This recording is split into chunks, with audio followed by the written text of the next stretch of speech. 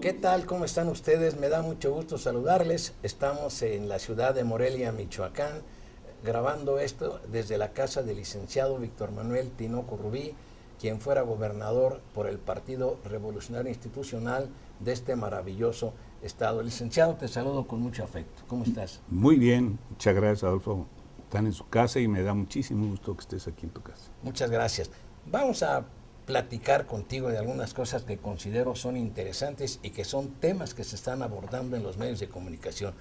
La oposición al PRI asegura que Enrique Peña Nieto fue candidato de Televisa a la presidencia de la República y la consideran como una imposición mediática.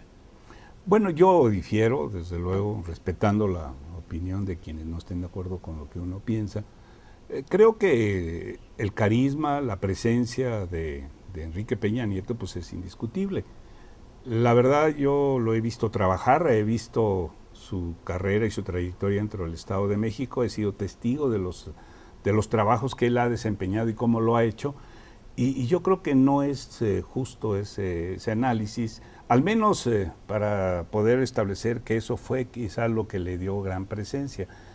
Yo lo he escuchado inclusive en corto, en la casa de nuestro amigo Eberto Barrera, que es un funcionario, parte de su equipo, y la forma en que él expone las cosas y la forma en que detalla los problemas del país y la forma en que él ha pensado llevar a cabo su gobierno, se me hace que estamos tratando a una gente que tiene conocimientos, que es una gente que sabe lo que quiere, que su proyecto está bien sustentado en elementos técnicos, en elementos de hecho, porque ser gobernador, Adolfo, implica conocer realidades que muchas veces no se toman en cuenta por parte de los analistas. Yo aquí difiero de que sea producto de una televisora o de un programa de publicidad específico. Desde luego que en esta charla que sostengo contigo aquí en tu domicilio, tú tienes todo el derecho de no aceptar en un momento dado hasta las preguntas que yo te formule. Otro tema, dicen que dos personajes fueron fundamentales para conducir de la mano a Enrique Peña Nieto desde hace años, Carlos Salinas de Gortari y el tío de Enrique, Arturo Montiel Rojas. Bueno, yo te quiero decir, y me atengo en el caso del segundo caso de Arturo Montiel Rojas, que desde el punto de vista práctico, para efecto de Michoacán, por ejemplo, cuando yo fui gobernador, él nos ayudó muchísimo a obras importantes con el Estado de México. En la colindancia que tenemos de Michoacán con el Estado de México participó en forma importante. Y un factor determinante, por ejemplo, para terminar la carretera del tramo Lengua de Vaca, Zitácuaro, con el entronque al Estado de México, el que tomó la decisión fue, desde luego, el gobernador Arturo Montiel, pero quien estableció el financiamiento junto con Ruiz Esparza, que era el secretario de Comunicaciones, fue Enrique Peña Nieto. Entonces yo creo que, por otro lado, él dijo en el segundo debate que sería ingrato de parte de él señalar o no reconocer que quien le costeó la carrera fue él, que fue su jefe en varias ocasiones. Bueno, eso yo creo que habla de su nobleza y de su lealtad y congruencia, cualidades que no muchos políticos la tienen. Entonces, por ese lado yo creo que sí, hace un reconocimiento. Respecto a Salinas, yo he estado en contacto con alguna estructura de asesores, Adolfo, y te doy mi palabra que al menos en lo que yo he sabido, no ha tenido contacto más que en algunas reuniones de tipo social que por coincidencia han estado juntos en este tipo de reuniones. Otra persona que no es bien vista por amplios sectores de la sociedad es la profesora Elba Ester Gordillo, de quien dicen que ella hizo tratos, hizo componendas con Enrique Peña Nieto para garantizarle un mínimo de 6 millones de votos a través del Sindicato Nacional de Trabajadores de la Educación. En un gobierno y en un país como el nuestro existen poderes de facto. Eso no lo podemos nosotros desconocer. Yo creo que el compromiso que pudiera haber hecho con la maestra es siempre relacionado con su propio proyecto para fortalecer la educación para todos.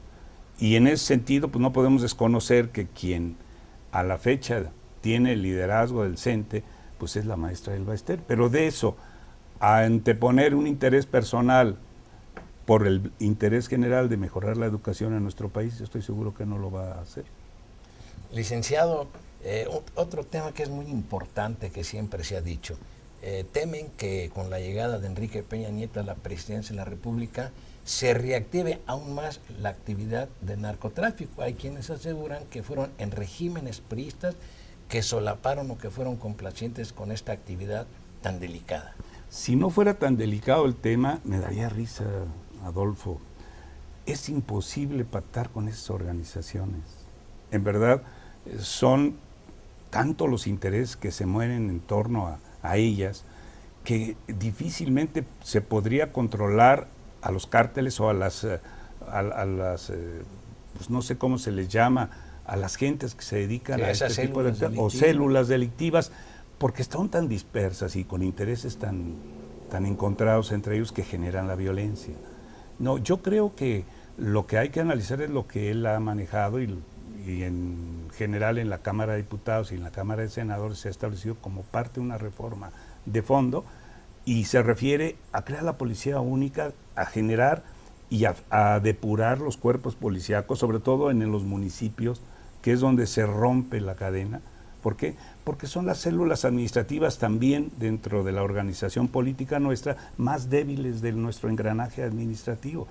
¿Y qué es lo que sucede? Pues lo que sucedió es que se infiltraron. Y al infiltrarse desde abajo han estado creciendo demasiado estas células, y por eso el programa y las declaraciones de Enrique Peña me parecen acertadas. Desde luego que hay que felicitar al presidente Calderón porque tomó la decisión de enfrentarlos.